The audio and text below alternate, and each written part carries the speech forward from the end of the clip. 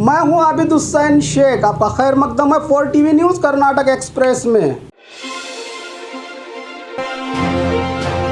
KS Eshwarappa के खिलाफ कांग्रेसियों का धरना प्रदर्शन 21 फरवरी तक जारी रखने का लिया गया फैसला।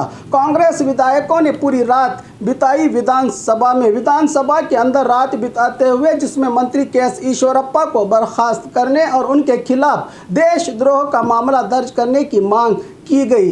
राष्ट्रीय ध्वज को लेकर भगवा से बदलने के बारे में उनके बेहद विवादात्मक बयान के चलते विपक्षी दल के विधायकों के विरोध के बाद दिन भर के लिए सदन के कलाप को स्थगित किए जाने के बाद भी कांग्रेस के सदस्य सदन में ही रुके रहे, जिससे लगातार दूसरे दिन दोनों सदनों की कार्रवाई ठप रही। मुख्यमंत्री बसवराज बोम्माई, अध्यक्ष विश्वेश्वर कागेरी और पूर्व मुख्यमंत्री बीएस येडियुरप्पा ने बाद में विधानसभा परिसर में विपक्ष के नेता और कांग्रेसी विधायक दल के नेता सिद्धरामैया से मुलाकात करके बातचीत की, लेकिन कोई सफलता हाथ नहीं लगी। उन्होंने कहा कि हमने विपक्षी पार्टी के नेताओं को करीब 2 घंटे तक समझाने की कोशिश की। हमने उनसे कहा कि वो यहाँ विधानसभा में ना सोए, लेकिन वो पहले से ही फैसला कर चुके हैं। अध्यक्ष ने भी समझाने की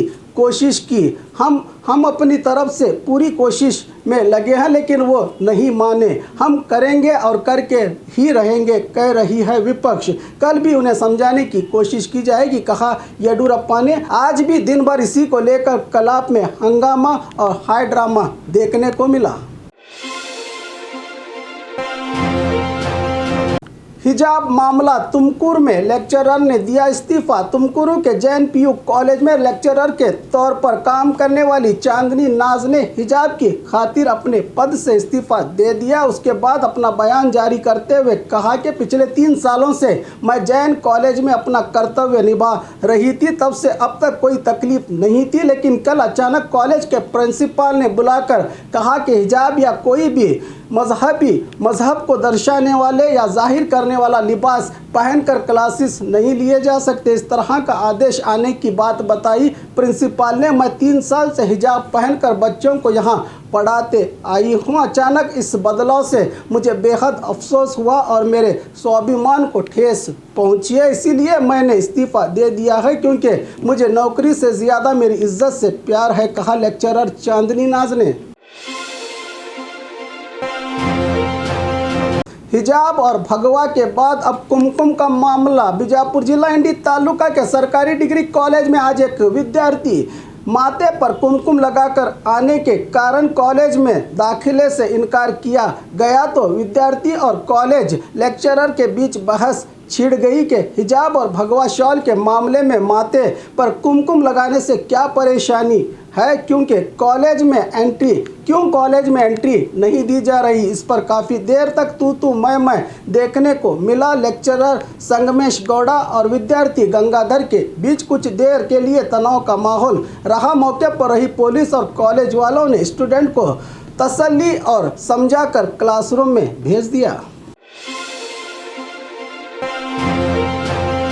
तुम्हारा धर्म हम करें तो ड्रामा। राज्य भर में चले हिजाब मामले का अब बदला रूप। कॉलेजेस में उठने लगे कुमकुम, सिंदूर, गणेश और सरस्वती पूजाओं पर अब सवाल। मुस्लिम लड़कियों ने अपना पक्ष रखते हुए कहा कि हमारे माँ बाप ने हमें दूसरों के धर्म का सम्मान करना सिखाया है। आपके कुमकुम, सिंदूर और पूजाओं से हमें कोई शिकायत नहीं। हमारे हिजाब पर इतना बवाल क्यों? तुम्हारा धर्म हम करें तो ड्रामा, ऐसा क्यों कहा हिजाबधारी छात्राओं ने। हिजाब के समर्थन में खड़े कॉलेज के छात्र किया एग्जाम्स का बहिष्कार। उडुपी के मेलाग्रिस कॉलेज में आज स्टूडेंट्स ने एकता का सबूत देते हुए अपने साथी हिजाब वाली लड़कियों के समर्थन में एग्जाम का बायकॉट करके क्लासरूम के बाहर निकलकर कैंपस में हम साथ हैं का संदेश दिया। मेलाग्रिस के कॉलेज के छात्रों ने काश कि ऐसा ही नज़ारा राज्य भर के स्कूल्स और कॉलेज में दिखाई दे, जिससे राज्य भर में चले नफरतों के माहौल का खात्मा हो सके।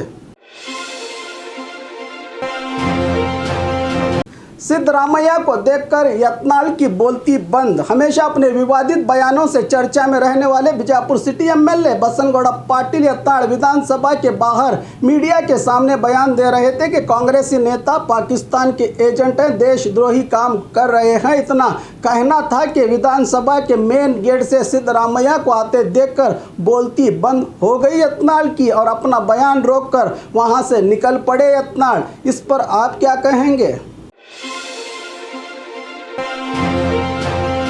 युवक पर जानलेवा हमला, गैरेज से काम खत्म करके घर जाते मैकेनिक 20 साला तनवीर बागवान पर गांजा गैंग की ओर से सीने और हाथ पर तलवार और चाकू के जरिए जानलेवा हमला किया गया है। यह घटना बेलगाम न्यू गांधी इलाके में पेश आई है। घायल तनवीर को फौरन जिला हॉस्पिटल में इलाज के लिए भर्ती किया गया है, जिसकी हालत नाजुक बताई जा रही है।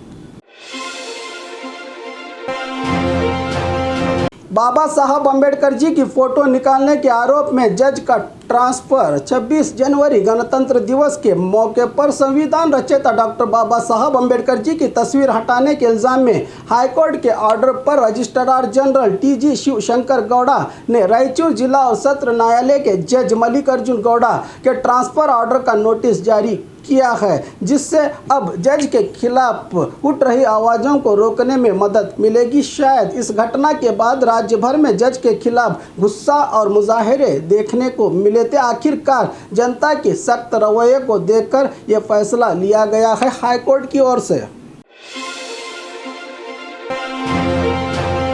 एनटीपीसी पावर प्लांट से किसान परेशान। कुडगी में बने एनटीपीसी में हर साल 2000 से 2500 मेगावाट बिजली पैदा होती है। इसके लिए कोयला प्लांट में जलाया जाता है। कोयला जलने के बाद इसका मलबा फ्लाई व्हील से नहीं छोड़ा जाता, बल्कि 4 किलोमीटर पर दूर मसूती गांव के करीब 4 झीलों में छोड़ा जाता है। इस पर किसानों ने अपनी परेशानी बताते हुए कहा कि इसकी वजह से आसपास की ज़मीन फसलों को उगाने के लायक नहीं रही, जो पूरी तरह से बंजर और सफ़ेद हो रही है। इसका जिम्मेदार कौन? अपना दुखड़ा सुनाया किसान ने।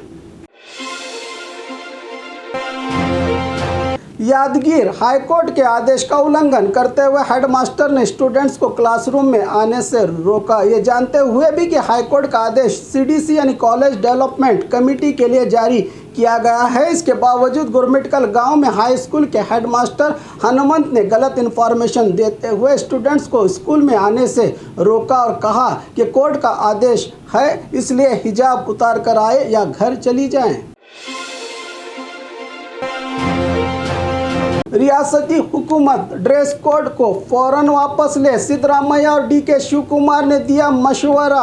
अपोजिशन लीडर सिद्धरामैया ने बीजेपी को हिजाब के मामले पर इल्ज़ाम लगाते हुए असेंबली में न्यूज़ कॉन्फ्रेंस में से खिताब करते हुए कहा कि माइनॉरिटी तालीम में बहुत पीछे है, हाल ही में वो तालीम हासिल कर रहे हैं, इसीलिए संघ परिवार इन्हें तालीम से महरूम करना चाहता है। हिजाब तनाज़ा संघ परिवार की तरफ से हुआ था। हिजाब काफ़ी अरसे से चला आ रहा है। अदालत ने इसे गंभीरता से लिया है। तमाम लोग मजहबी रिवायत के मुताबिक ही पैदा होते हैं, दस्तूर मजहब पर अमल करने का दावा करता है और ये सबका संवैधानिक हक भी है, कहा कांग्रेसी नेताओं ने। और खबरों के लिए देखते रहिए 4 टीवी न्यूज़ कर्नाटक एक्सप्रेस।